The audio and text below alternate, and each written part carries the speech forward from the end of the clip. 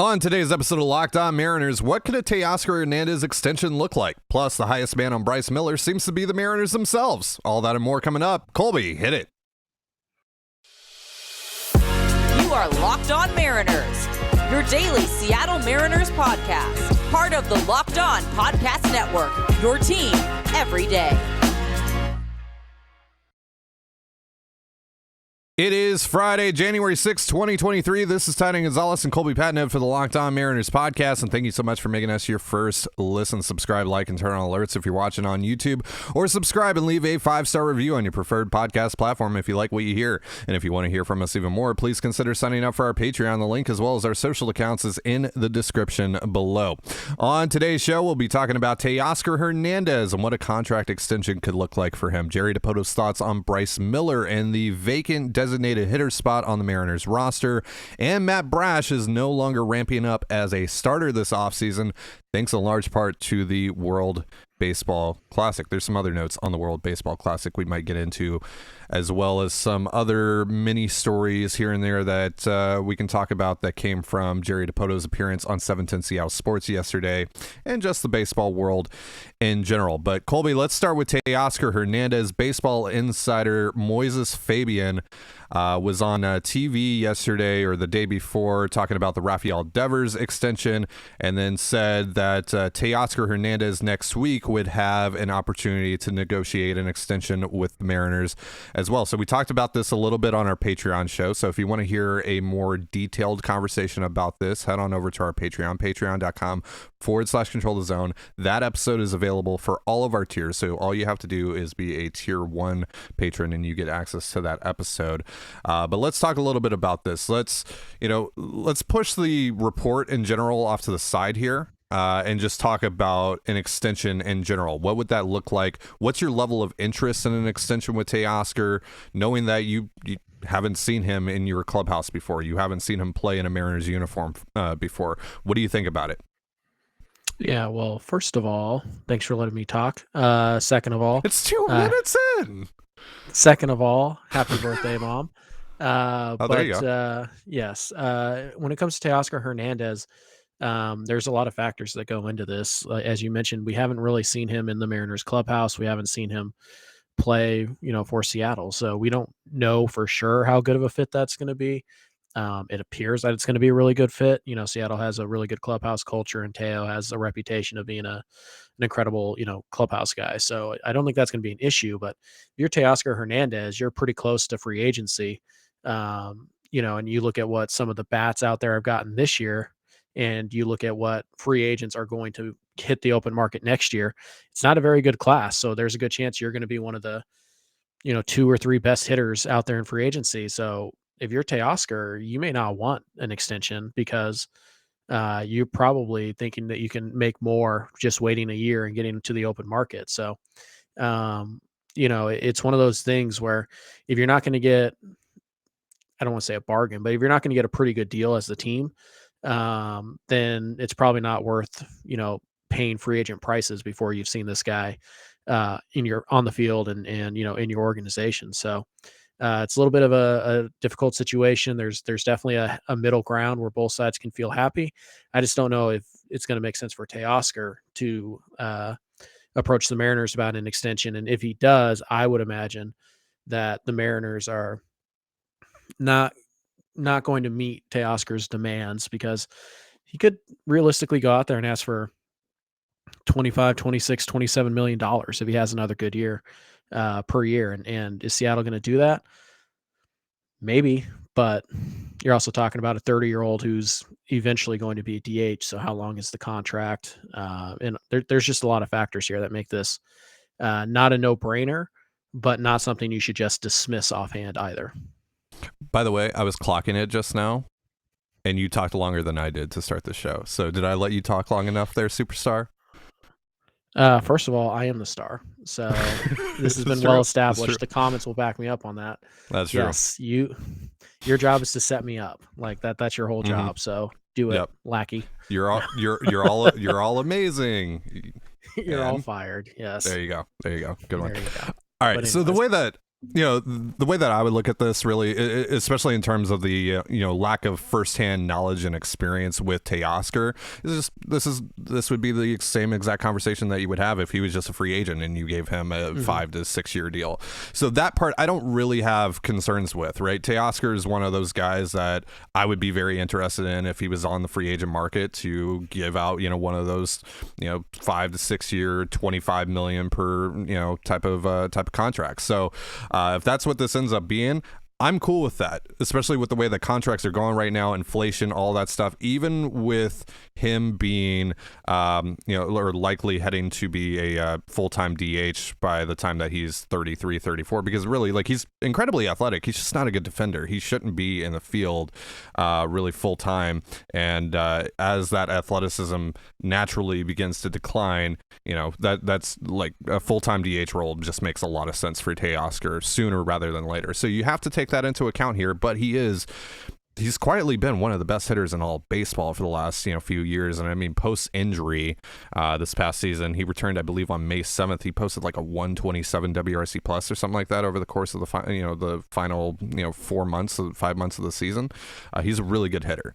And his numbers this past season overall don't really reflect how good he just was for most of 2022. So I'm all in on Teoscar. Now, I'm biased because I really love Teoscar, and I have a little more experience watching Teoscar than I think most Mariners fans, just being in Toronto and whatnot. But I really like him. I think he's a great clubhouse fit.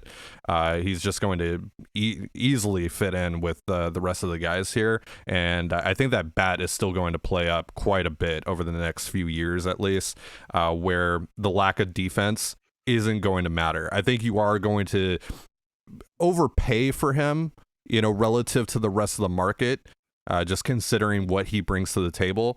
But I don't think it's going to be too egregious that it's just prohibitive for the Mariners to go 25-26 million per year on him. Right. I think part of it is, how much, let's just say it's a 5-year extension, right? Which means you get him for this year and then 5 years after. If you think he's going to have to be, primary DH in after 3 seasons, how many games can he give you in the outfield? Is he just 162 at DH, or is he, 110 at DH and 40 in right field or left field? Like, can he give you that at least? And that's hard to project. I mean, Teoscar compared to Jesse Winker is Byron Buxton, but that's not saying much. I think Ty and I are a little better than Jesse Winker defensively last year, so that's really not saying a ton. I for a fact am. I guarantee that. So sorry, Jesse, you sucked last year. But he's definitely watching right now. Oh, absolutely. Yeah. Somebody will tag him. Mm-hmm. Yeah, sure. But there's a lot. Like I said, there's a lot of pros and cons to doing the Teoscar deal. I think the pros outweigh the cons. It's just a matter of, can you find the right AAV and can you find the right amount of years? I think that's pretty big. I think if Teoscar's open to like a 3 or 4 year deal, then I think the Mariners will be pretty interested in a higher AAV. If he wants 5 or 6, then the AAV is going to have to come down. But we'll see. These things are really weird. Somebody as plugged in as Ryan Divish is saying, hey, Luis Castillo isn't going to sign an extension here, and then like 3 weeks later he does. Anything can happen with Teoscar, and the Mariners, they're not afraid to get extensions done mid-season. They've done it before, including twice last year. So this isn't one of those things where it has to be done by pitchers and catchers, or it's not getting done. So I have a question for our listeners. I want to hear from you guys down in the comments below on YouTube on this. How would a Teoscar Hernández extension make you feel in general, but also make you feel about the Mariners spending, right? Because they are going to spend quite a bit of money on this if they do sign him, but also he wasn't a free agent. They had to acquire him via trade. So how do you feel about that? What are your thoughts on that? Let's hear about that down below. All right, so we're going to be talking about Bryce Miller. We're going to be talking about Matt Brash. Hold on. Did you want to add something real quick before we move on? No, everybody knows that the only way you can make impact moves is to sign free agents, Ty. Of course. It's the only way it's ever happened. Yep. naturally. Like Julio Rodriguez. Luis Cal Castillo. Gilbert. George Kirby. Boy, this is going south in a hurry. Chris Bryant. Gross. Trevor Story. Anyways. Stinky.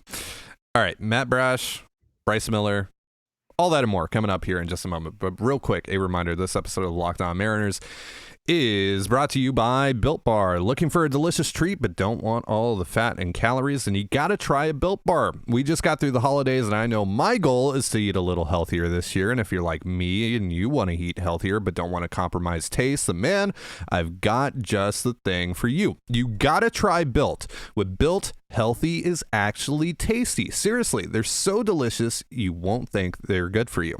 Perfect for your New Year's resolution.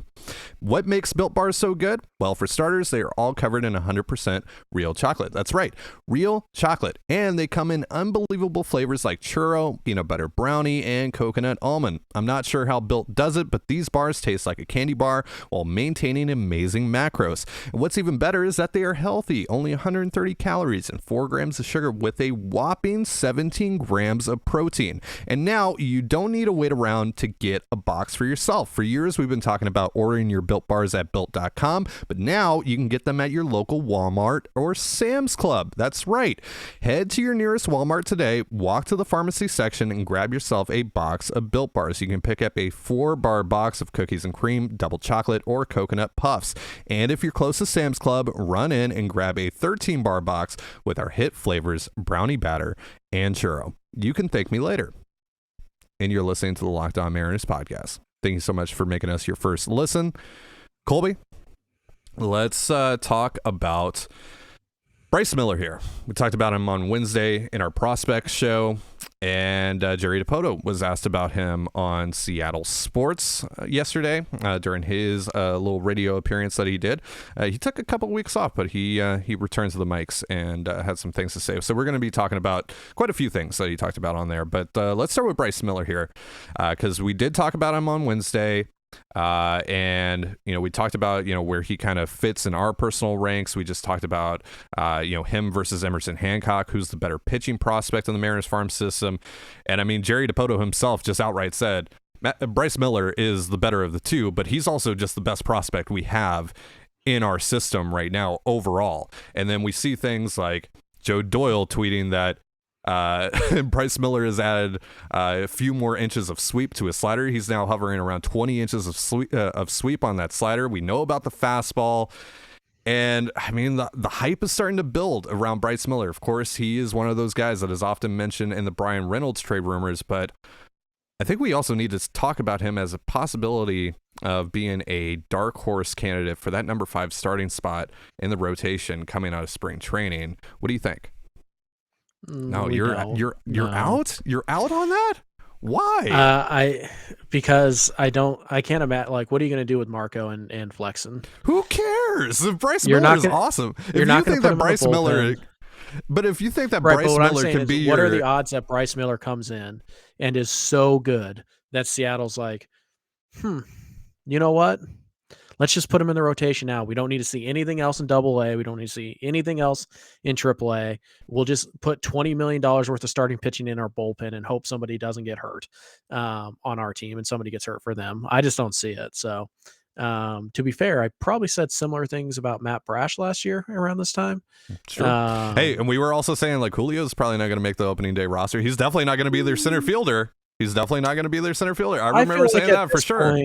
I feel like at this point we were pretty much on the other side of that, though, where we were pretty January? much like, yeah, I'm pretty sure by this stage we were like he's got a real good shot to make it. So revisionist history, Colby.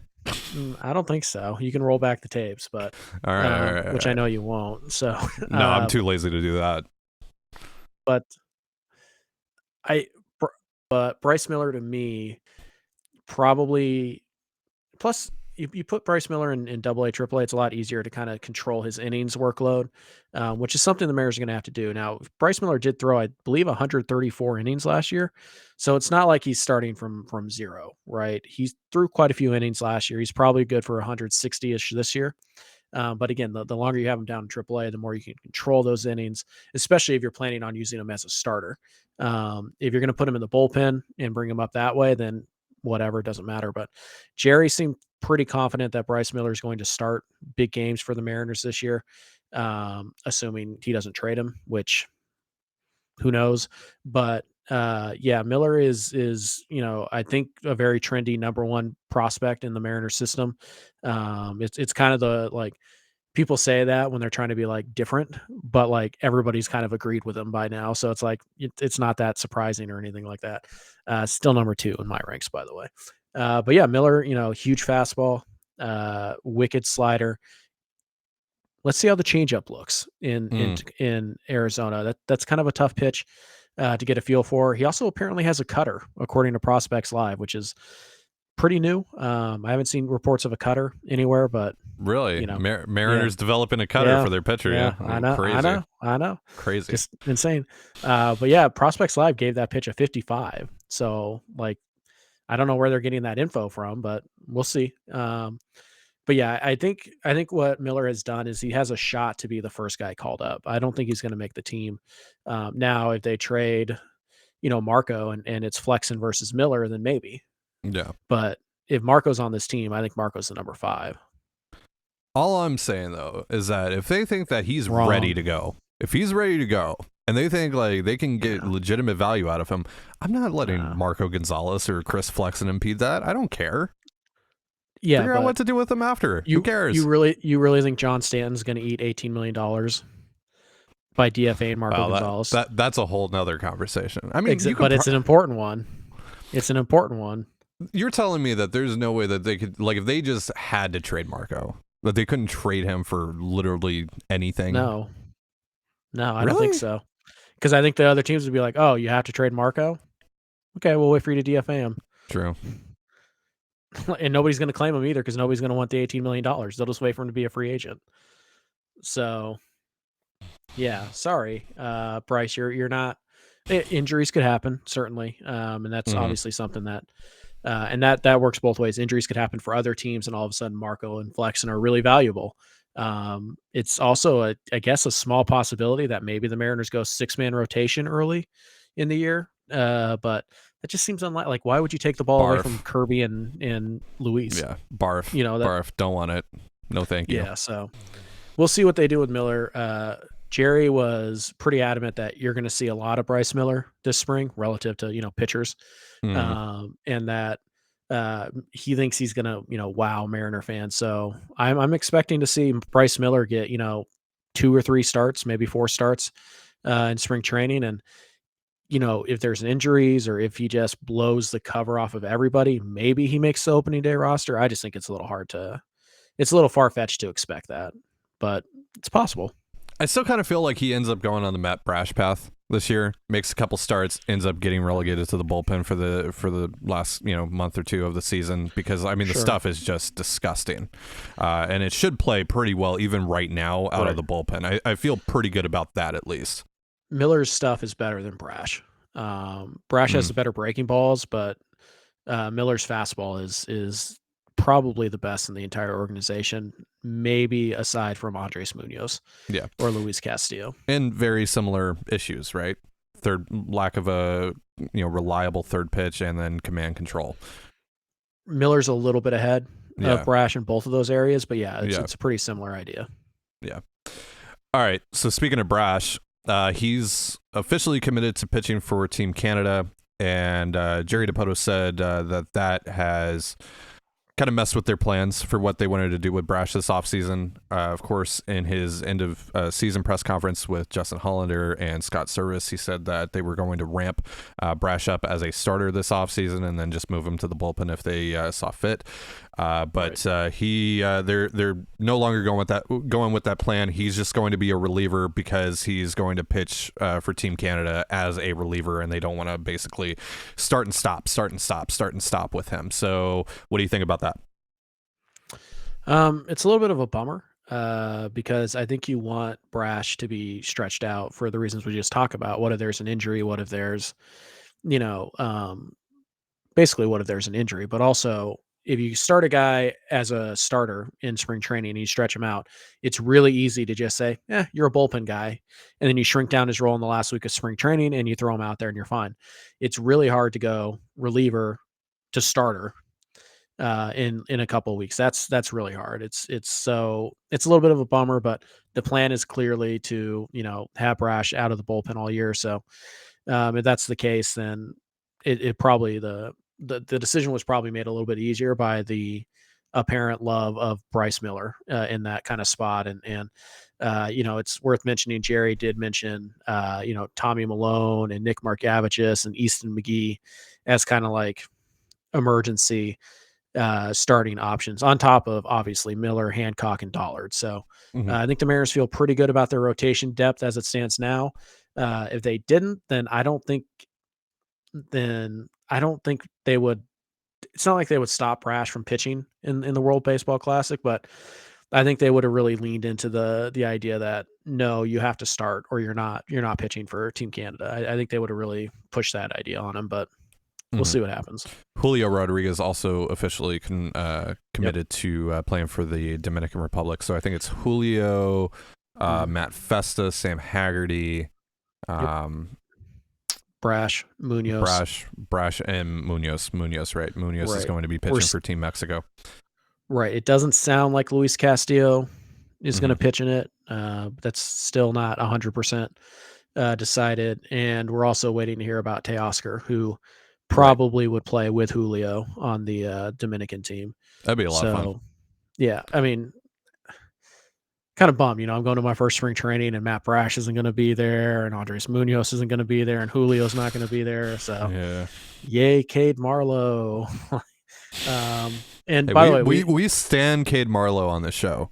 Maybe you did, one half of this show stands Cade Marlowe. There you go. All right. You go.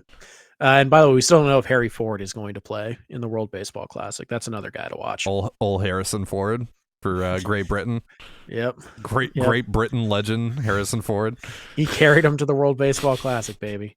The good news is it does sound like most of the Mariners participant, well, not most, but like some important ones are going to play in Arizona in that bracket. Yeah. Unfortunately, obviously Haggerty, Festa, and Julio will not be in the Arizona bracket. So they're going to be out a couple weeks.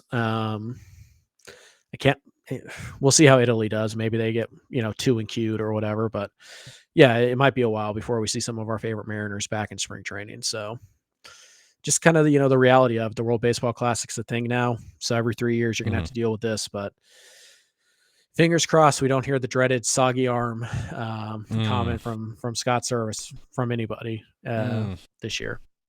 A lot of bad memories are starting to flood back to me all of a sudden. Thank you for that, They Colby. ruined Drew Smiley. Circling back to Matt Brash here, though, this is kind of, what we talked about on Monday.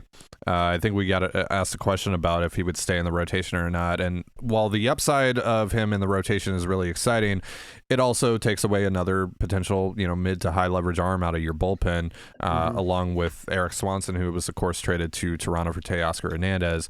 And so that creates another thing that you have to essentially fix, right? That creates another hole that you have to fill. So I really like the 1-2 punch of Brash and Munoz. So while I'm disappointed that they're not going to at least try and see if he can start, I'm not too bummed out about it overall because that's going to be a pretty nasty 1-2 punch there in the bullpen. So the sense that I got from Jerry Dipoto in this interview was that he's a lot more open to adding a full-time DH or someone that's more or less a DH. How do you feel? What were your takeaways from that? I don't feel like I still feel like his great preference is the outfielder, and I think he wants to add one anyways. But I still feel like his great preference is the DH is somebody that, essentially DH is like 3 times a week, and then Cal Raleigh gets a day, and Julio gets a day, and Teoscar gets a couple days. I still get that sense that that's what he wants. But it did sound like the wording was kind of weird. If we happened upon a impact bat who we felt could help us every day from the DH, then that's a path we'll go down. Essentially, that's how he worded it. that does speak to, the free agent market, which is sliding fast. He also talked about how the trade market still really hasn't kicked up like they had been hoping. So I think that's just, we talked about this throughout the winter. We've talked about eventually you just need offense, and it doesn't matter if it's the perfect fit or not. You just have to find offense, and DH is one of the easiest spots to add the offense. So, yeah, it doesn't really surprise me that he kind of alluded to maybe they're open to it a little bit more, but that still kind of leaves the problem of there's not a lot of guys out there who are impactful enough that you're willing to roll with a full-time DH type of player. Yeah, I mean, like we talked a little bit about Nelson Cruz on our Patreon show yesterday, but Nelson Cruz is coming off of an 85 WRC plus season, and he's 42 years old. As much as I love Nelson Cruz, and as much as Mariners fans love Nelson Cruz, I mean, that does give you some hesitancy. He apparently had eye surgery this year. He was his left eye. He had blurred vision in his left eye last year, which Nelson has said is obviously impacted his ability to pick up spin. But Cruz also did say today that he's had offers from major league teams to play in 2023. And it sounds like he's also participating in the World Baseball Classic, not only as the GM, but as an actual player. Player, Nelson Cruz. Let's go. Yeah. So, I mean, Nelson Cruz, Julio Rodriguez, Teoscar, that's pretty fun. I might root for the DR in the Classic. So, yeah, we'll see. I don't want to say that definitely not interested in Nelson Cruz. We did hear last year that they were kind of interested in maybe acquiring him from the Nationals before they acquired Carlos Santana. So I don't want to say no, it's not going to happen. And I don't want to say that Cruz is obviously toast because obviously if there was an eye issue, that's pretty hard to hit a baseball. So, but he's 43 and he is like zero defensive value anywhere. You have to play him at DH if you're going to play him. Sticking with the DH thing, this is what Jerry Dipoto also had to say. He said, quote, "One of the advantages of acquiring Cooper Hummel in the Kyle Lewis trade is the potential for having 3 catchers on our roster, which would then allow us to run one of our catchers into a DH day in an advantageous way." That's the way we're looking at DH. So possible Tom Murphy and Cal Raleigh both in the lineup days coming. So we'll see. We've talked about that a little bit, and so the addition of Hummel, having that third catcher who can also play a little bit in the outfield, could facilitate that for sure. But we'll see. There's that's mostly just GM having to talk about the guys that are currently on the roster and just giving them their due basically. So I wouldn't put too much into that on the Cooper Hummel stuff, but it could make sense. Even if they add another player here, it could still make sense for them to have 3 catchers on the roster. By the way, Ty, I think I can blow your mind right now. You ready for this? Do it. Cooper Hummel is a switch hitter. Did you know that? I did actually. Oh, that completely that completely slipped my mind until the other day. I thought there was more to that. No. I just for some reason in my head he's a left-handed hitter, and that's all I thought of him as. And I was like, wait a minute, he's a switch hitter. Yeah, he can switch it. Yeah. You not only have one switch hitting catcher on your team, you have 2. So that's good. That's kind of interesting. That's a funny little quirk of the Mariners roster. Cooper Hummel's kind of a catcher in the same way that Luis Torrens is a catcher.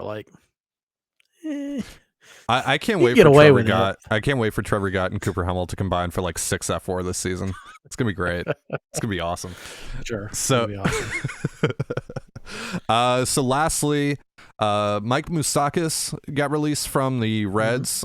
We've talked about him in the past, more so last year than this year. Basically, when the Mariners were still looking for a third base option, we kind of kicked Moustakas' name around a little bit. Any interest in him? I think a little, just because he's going to be so cheap. He's essentially, you're going to get him on the league minimum because the Reds are picking up most of his salary. So he's cheap. He's a lefty who's got some power. He's played a little bit of third base. He's played a little bit of second, but he's played some first. But he is a left-handed bat with some power. He's had a rough couple years, understandably, but again, you're talking about a guy that you can pick up for the league minimum. He's got some lefty power, and he is kind of a compliment bat to, hey, you know what, we want to give Eugenio a day off, we want to give Ty France a day off, or we want one of those guys to DH, and well, we could just put Moustakas out there, particularly against a good righty. So, yeah, I'd have a little interest in Moustakas. I think ultimately he's probably going to go to a place. Like I think the Yankees make some sense. That short porch in left or in right field, he can kind of pepper that thing and cheat his way essentially to 25 home runs and maybe get like another Matt Carpenter like deal. I think that's kind of a fun idea there. But Seattle, not a great place to reestablish value as a left-handed hitter, but it is a pretty good place if you want to win. And so we'll see what Moustakas decides that he wants to do. I could see Kansas City just we'll bring back Moose. It'll be awesome. Yeah. I'm a little surprised. That's such a good call. Yeah, that's going to happen. Yeah. Because Kansas City, they're weird like that. And also, you can have 2 switch hitting catchers on your roster, but you can't have 2 Mariner Mooses on your roster. So, yeah, that'd be a little awkward. That'd be a little. Just awkward. think of the content. Like, would they ever do the Mariner commercials again? They could just have those two. Yeah, there you go. Do the same thing and be, I'm the Mariner Moose. Identity theft is not a joke, Moose. Hey, there you go. There you go. Yeah. Hire me at Mariners. Hire me. Yeah, I mean they're hiring someone to do memes, right? Hire someone to bring back the commercials. We need to bring back the commercials. What the hell? Like I understood it during the pandemic and everything, but like you can make it happen now. You can make it happen. Sure. Let's do it. Yeah. Side note, Tommy La Stella also DFA'd. Yep. Officially released. The Mariners had interest in him not too long ago. The same time they tried to get Colton Wong. Yeah. They wanted him. He's definitely a part-time player. He's not a full-time guy, but there are a lot of bat-to-ball skills that Jerry really likes. He's played second. He's played some third. You can kind of move around the infield. He's a left-handed hitter. Again, similar idea. You kind of want a lefty in the corners to balance out the potential of moving, Gino or France to the DH once or twice a week. And I think La Stella is probably more interesting to the Mariners. I think I would probably be more interested in Moustakas because I would be trying to catch kind of lightning in a bottle. And hey, if Moustakas finds his 2019 form or whatever it was, and he hits 30 home runs, well, there's my DH, my full-time DH guy. So I think both of those guys are interesting. One other thing of note, and it's barely of note, but Jerry did mention, and so it bears repeating, that he's gotten glowing reviews from Taylor Trammell and Jared Kelenic. So yes, the hype train continues for those two. And I've heard a couple things about Trammell. Trammell's putting in some work this offseason, so right. He's going to be interesting Jerry went to so watch. far. Jerry said specifically, he said, I wouldn't call it like he's completely changed his swing, and then like proceeded to be like, he's changed a lot of his swing and we're pretty excited about it. So we'll see. It would be amazing if Kelenic or Trammell could be the everyday left fielder. And even if you have to get him a platoon partner, it would be amazing. I've said before, if Jared Kelenic hit his ceiling, it would be more impactful than any move the Mariners can make this offseason. This falls into one of those believe it when you see it type of things. And there's basically nothing you can do in spring training that is going to allow me to trust Jared Kelenic or Taylor Trammell. But we'll see. They're definitely going to get a shot. I think we know that by now. Kelenic, at the very least, Kelenic is going to get quite a few at-bats early in the year to see where he's at. All right, well, that's going to do it for our show. Thank you so much for joining us here on Locked On Mariners. For Colby Patnode, I'm Trident Gonzalez. Be sure to give us a follow on Twitter at @LO_Mariners. You can follow me at Dane Gonzalez, CANEGNZLZ, and Colby at CPAT11, that's CPAT11. You can also find all that stuff in the description of this episode. And thank you again for making us your first listen. Now make your second listen Locked On MLB Prospects. Host Lindsey Crosby is a prospect encyclopedia, and he's going deep on the MLB stars of tomorrow. It's free and available wherever you get your podcasts, just like us. And with that, have yourself a beautiful baseball day and a beautiful baseball weekend, and we'll see you on Monday. Peace.